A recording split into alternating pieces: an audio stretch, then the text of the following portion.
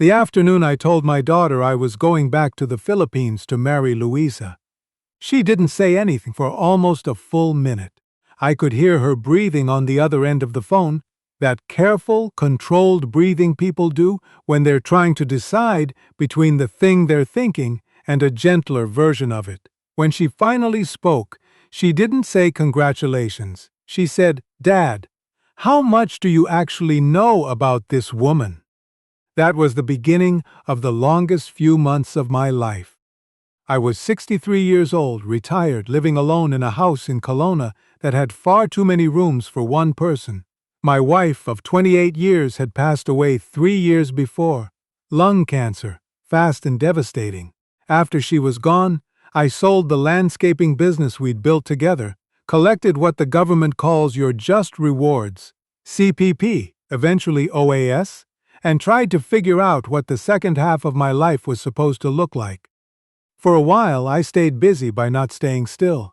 I drove out to see my daughter Brenda and her family in Kamloops every few weeks. I volunteered at a food bank on Thursdays. I started growing orchids, which sounds ridiculous for a man who'd spent 30 years hauling sod and building retaining walls. But grief has a funny way of steering you toward quiet things. The orchids were how I found Luisa. There's a Facebook group, several thousand members from all over the world, dedicated to tropical orchids. People post photographs, ask questions about humidity and root rot, argue cheerfully about fertilizer ratios. I joined it looking for advice on a cattleya that refused to bloom. One evening I noticed a comment from someone in the Philippines whose photograph of her own struggling cattleya looked identical to my problem plant. I replied. She replied. That was the whole of it. Her name was Luisa Gabutero. She was 54 years old, a retired bookkeeper from Iloilo City, a city I'd barely heard of, somewhere in the middle of the Philippine archipelago. She'd been widowed herself 6 years before me, and she'd taken up orchids for exactly the same reason I had. She needed something living to take care of. We weren't looking for anything. That's the truest thing I can say about how it started. We talked about orchids for the first few weeks. Then we started talking about other things. Her city, which sits along the Iloilo River and apparently has the most beautiful old Spanish churches in the country. My move to Kelowna from Winnipeg in my 40s, which I'd never quite stopped thinking of as the smartest decision I ever made. Her daughter studying nursing in Manila. My daughter Brenda, who worried about me constantly and had been quietly forwarding articles about retirement communities to my email since approximately 2 weeks after her mother's funeral. What I noticed, over time, was that I wasn't performing. There was no reason to with Luisa. She wasn't anyone I needed to impress. She was just a woman in a city 7,000 kilometers away, who also knew what it felt like to come home to a house where someone wasn't anymore. We could talk for 2 hours about nothing in particular, and I'd get off the call feeling, briefly, less like a man living inside an echo.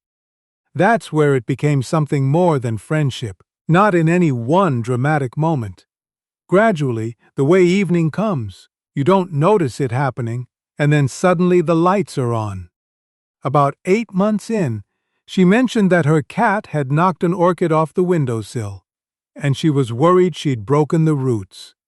She sounded genuinely upset, in the way people only get upset about things they've been tending carefully for a long time, and I found myself, for the first time, wishing I was in the same room so I could take a look at it myself. That was when I understood something had shifted. I didn't say any of this to anyone for another 2 months. What was I going to say? That I'd fallen for a woman I'd never met, who lived in a city I couldn't have found on a map 6 months earlier through a Facebook group about orchids. I was 63 years old. I could already hear what people would say. Eventually, I had to tell Brenda. I mentioned it carefully. The way you approach a subject you know has the potential to go badly. I said I'd been talking to someone, a woman in the Philippines, that we'd become close. The phone went quiet. How close? She asked. I told her. That silence again. Dad, How much do you actually know about this woman?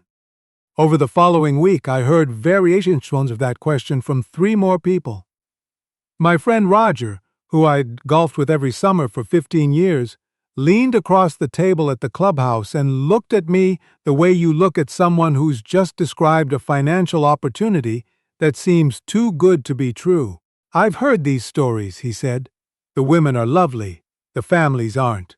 He didn't need to spell out what he meant. I'd heard the stories too.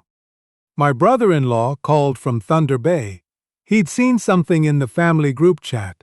He was gentler than Roger, but the message underneath was identical. At my age, with my pension, with the assets I'd spent a lifetime building, I was exactly the kind of person these arrangements were designed to target. He wasn't wrong to say it. He was saying it out of something that looked a great deal like love. The hardest one was Brenda. She called back 3 days after our first conversation, having clearly spent some time reading. She had specific things to tell me. Not one cautionary story, but several. Canadian men, retired, good pensions, met women online in Southeast Asia, lost everything. Some lost more than money. She read me a quote from one of the articles in a tone of voice that reminded me painfully of her mother, careful and measured and absolutely certain she was right. I'm not saying she's definitely doing this, Brenda said. I'm saying you don't know that she isn't. I didn't sleep well that night, or the one after that. Here is the part I never told anyone for a long time, because it's embarrassing to admit. There were several evenings during that period when I seriously started building an exit strategy in my head, a way to wind things down gracefully with Luisa, go back to my orchids and my Thursday food bank shifts, and the comfortable quiet of my too large house. It would hurt. But wouldn't it be simpler? The problem was that every time I got off a call with Luisa, she was still exactly the same person. She never asked me for money. In the entire time we'd been talking, the subject of money had come up exactly once. When I mentioned I was on a fixed pension, and she'd said, practically, I have my late husband's benefits and my own savings, I manage fine. Then she moved on, the way people move on from subjects that aren't really subjects at all. She never once asked when I was coming to visit. She'd mentioned it once, early on, in a way that was more wondering aloud than asking. After that, she let it go. She didn't press. She didn't hint. She just continued to be, every day, exactly the person she'd been the day before. I kept asking myself Brenda's question. What do I actually know about this woman? And the longer I sat with it, the more I realized I knew quite a bit. I knew how she spent her Sundays. Early Mass at Jarrow Cathedral, then the wet market, then her garden. I knew she'd been a bookkeeper for the same family-owned shipping company for over 20 years. I knew she still cooked for her mother every afternoon, walking 2 streets over with containers she'd packed herself. I knew she'd turned down a better-paying job in Manila 5 years ago, because she didn't want her mother to be alone. I knew she laughed loudest at stories where the joke was on her. None of that proved anything in the way Brenda meant. People can construct personas. But the details had never varied across more than a year of daily conversations. There was no performance, no inconsistency. You can keep a version of yourself consistent for weeks, maybe. Over a year, the cracks tend to appear. I wasn't seeing any cracks. Still, I hadn't told Luisa any of this. It didn't seem fair to burden her with other people's suspicions about who she might be. She hadn't done anything to earn that weight. Then one evening, after we'd been talking for about an hour about something completely unrelated, I heard myself say, "There's something I need to talk to you about." She said, "Okay." And I told her, all of it. The conversations with Brenda, with Roger, with my brother-in-law, the articles, the nights I'd lain awake going through scenarios, the part of me that had wondered, however briefly, whether everyone else could see the ending while I was still reading the first chapter. I told her all of it, and by the end I was talking slowly because I could hear how it sounded, and I was ashamed of how it sounded. When I finished, there was a short silence. Then she asked quietly, "Do you believe them?" I didn't answer right away. I don't think I do, I said finally, but I'd be lying if I told you none of it got into my head. She was quiet for a moment. Then she said, "If I were your daughter, I would probably have sent you the same articles." I didn't know what to say to that. I hadn't expected empathy. I'd expected some version of hurt, which would have been entirely reasonable. Instead, she was telling me she understood why the people who loved me had done exactly what they'd done. "I can't prove to you that I'm trustworthy," she said. "That's not how trust works. But you've been talking to me for over a year now. You know what I've actually done in that time.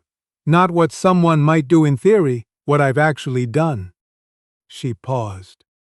"Don't decide who I am based on someone else's worst-case story. You've been here in these conversations the whole time. Use that." I sat with those words for a long time after we hung up. She wasn't asking me to choose between her and my family. She wasn't asking me to ignore common sense. She was asking me to weigh what I'd observed against what I'd been told to fear. That, I realized, was the reasonable thing to do. It was probably the thing I should have been doing all along, instead of listening to everyone around me tell me how the story was going to end. I booked the flight 3 days later, Kelowna to Vancouver to Manila to Iloilo. I told Roger I was visiting a friend. I told Brenda the day before because she was my daughter, and she deserved to know, and she went quiet in that way she has, and then said carefully, "Please be careful, Dad." I told her I would. I don't think I fully understood what I was nervous about until I was standing in the arrivals hall of the Iloilo airport with a carry-on bag and a city I'd never set foot in waiting for me on the other side of the glass. In all those months of conversations and video calls, I had built up a very specific picture of who Luisa was. Now I was about to find out if the picture matched the person. The doors slid open. She was shorter than I'd expected. That was the first thing I noticed, which sounds strange after a year of video calls. You'd think I'd have a sense of a person's size. But there's something about seeing someone in actual physical space for the first time that recalibrates everything. She was wearing a pale yellow blouse. She was holding a small sign with my name on it, handwritten in blue marker, that she had clearly made herself because she thought it would be funny. I laughed. She laughed. We shook hands, which is also funny in retrospect.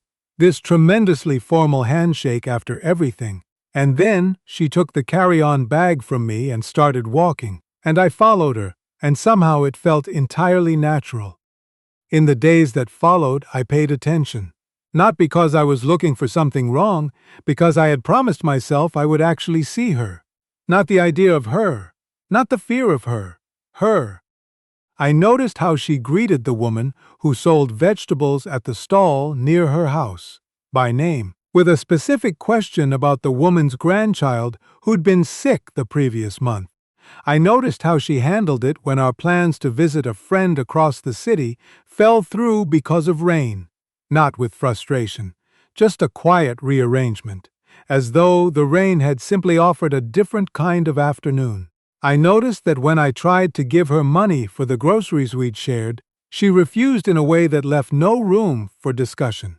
Not rudely, just clearly, the way people refuse things they genuinely don't want. But the moment I keep returning to happened on our 4th day.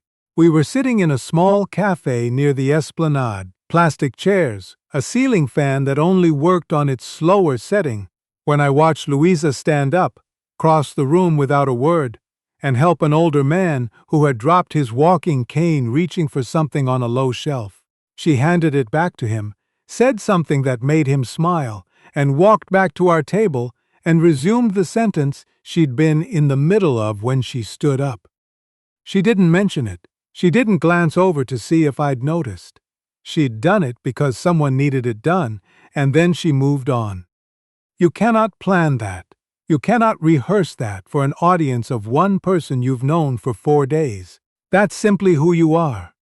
I flew back to Kelowna after 3 weeks. I sat in my house for about 40 minutes, and then I called Brenda. She picked up immediately. "Well?" "She's real," I said. She's exactly who she's always been. A pause. You sound like you already know what you want to do. I did, I just hadn't said it to anyone out loud yet. What followed was not simple or quick, and I want to be honest about that. There were spreadsheets. I'm a man who'd spent 30 years running a small business. Spreadsheets are how I think. I sat down with the numbers, my CPP, my OAS, the rental income from a property Sandra and I had bought years ago. The exchange rate between the Canadian dollar and the Philippine peso meant that living costs in Iloilo were roughly a third of what they were in Kelowna. The pension that gave me a decent but modest life in British Columbia would make me genuinely comfortable there. But the money was the easy part. The hard part was Brenda. She didn't ask me not to go. She's not that kind of daughter. Her mother raised her better than that. But for several months she asked careful questions that I knew were her way of working through a future she hadn't expected. She asked about my provincial health coverage, about travel insurance, about what would happen if things went wrong. She asked once, gently, whether I'd thought about what her mother would think. That question stayed with me for weeks. The answer I arrived at was this. Sandra would have wanted me to stop being alone. She was the most pragmatic person I ever knew. She would have told me to look at the situation clearly, make a reasonable decision, and stop sitting in that house pretending the silence was peaceful. I moved to Iloilo 14 months after that first visit. Not permanently in the legal sense. I kept my Canadian residency, my provincial health card, a storage unit in Kelowna with furniture I wasn't ready to part with. I planned to spend 8 or 9 months there and come back for visits with Brenda and the grandchildren. Snowbirds, they call people like me. Though I'd always associated that with Florida condos and shuffleboard, not the Philippines. The first weeks after the move were uncomfortable in ways I hadn't anticipated. Not in the ways people had warned me about. Nobody took advantage of me. What was uncomfortable was far more ordinary than that. I couldn't find certain things I'd taken for granted, a specific type of coffee, an antihistamine I'd used for years. The internet cut out at inconvenient moments. I got on a tricycle going the wrong direction once, and ended up somewhere I didn't recognize, and had to call Luisa to come and find me, which she found genuinely hilarious, and which I strongly suspected she was going to be telling people about for the rest of her life. I liked schedules. Luisa did not dislike schedules, but she held them loosely. Appointments were approximate. Plans were starting points rather than commitments. I caught myself getting irritable about things that didn't actually matter. And I could see her watching me get irritable with a patient, slightly amused expression on her face. One afternoon I was standing in the kitchen, quietly frustrated about something so minor I can't even remember what it was. And Luisa looked over at me from the other side of the room and said simply, "You're carrying something that isn't heavy." I thought about that for a while. She was right. I'd spent most of my life in a cold climate where time moved like it had somewhere important to be. And I'd carried all of that urgency with me to a place that had quietly decided urgency was optional. Neither approach was wrong, but only one of them was making me tense. Little by little, I started setting it down. We married the following spring. A small ceremony. We were both past the age for anything elaborate. Her family, some neighbors, a video call with Brenda and her husband and my 2 grandchildren, who were considerably more excited about the call than I'd expected. My granddaughter, who was 8, wanted to know if we'd have a live rooster at the wedding. I told her that was unlikely. She seemed genuinely disappointed. About 8 months after we'd properly settled into life together, something happened that I want to tell you about, because I think it matters. Luisa received a call from a cousin's family asking to borrow a significant sum of money. A business situation. I won't go into the details, but it was exactly the kind of ask that can put enormous strain on a new marriage, particularly one where one person has considerably more savings than the other. I heard her half of the phone call from the next room, and I understood what it was about. That evening she told me the whole story. All of it, nothing softened or left out. What had been asked, what she'd said, what she thought the right answer was. She presented it to me not as a shared decision, but as something she'd already resolved on her own, without involving my money at all. She'd told her cousin no. Then she said, "I wanted you to know, so that if you heard about it from someone else later, you wouldn't wonder why I hadn't mentioned it." I had been waiting, somewhere in the back of my mind, for the thing everyone had told me to watch out for.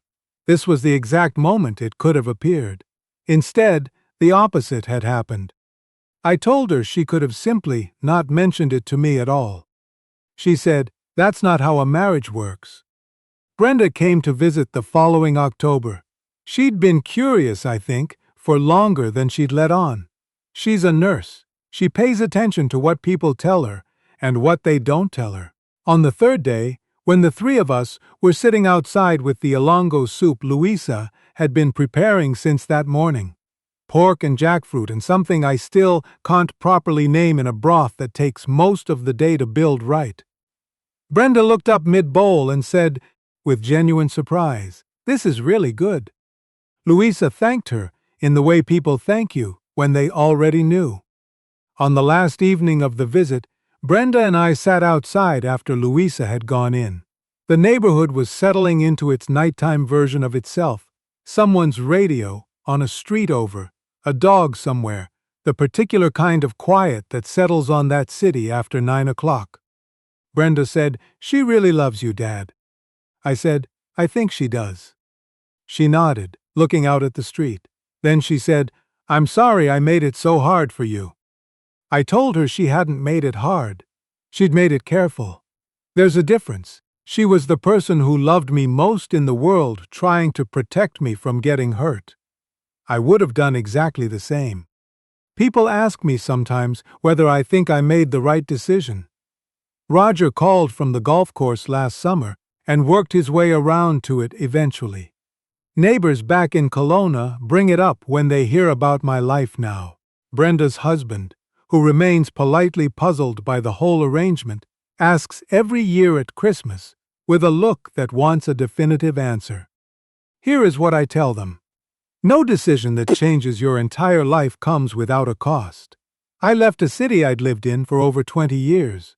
I left the food bank, the golf course, the particular light on the hills above Okanagan Lake on a clear evening in September. I left easy Sunday dinners with Brenda's family, and being present for my grandchildren's hockey games and school concerts. I miss those things. I would be lying to say otherwise. But I also know this. If I had listened to everyone who told me to be afraid, I would still be sitting in that house in Kelowna with too many rooms, being careful and comfortable and alone. There was a morning a few months ago when I woke early and went outside before Luisa was up. The sun was just coming over the roof of the house across the street. That pale, clean light that makes everything look the way it did when you were young. The neighbor's mango tree was heavy with fruit. There was a cat sleeping on top of our gate. Somewhere nearby, someone was already cooking rice. I stood there for a while and tried to remember the last time I had been afraid of getting this wrong. I couldn't find it anywhere. The people who warned me weren't wrong to worry. They were doing what people do when they care about someone. They were trying to protect me from the version of this story that ends badly. I don't hold that against any of them. If Brenda called me tomorrow and told me she was thinking about doing something like this, I'd probably lie awake going through scenarios too. The difference is I'd eventually say to her, "Pay attention. Take your time. Watch how someone acts when nobody's looking. Notice what they do when the pressure is real, and the easy thing would be to say nothing. And once you've actually done all of that, made your own decision. Not mine, not your family's, yours." The best thing that happened to me in retirement started with a struggling orchid and a Facebook group and a woman in Iloilo who had the same problem and was willing to talk about it with a stranger. Neither of us was looking. Neither of us had a plan. And the people who warned me were right about every version of this story except the one I was actually living. That's the one that matters.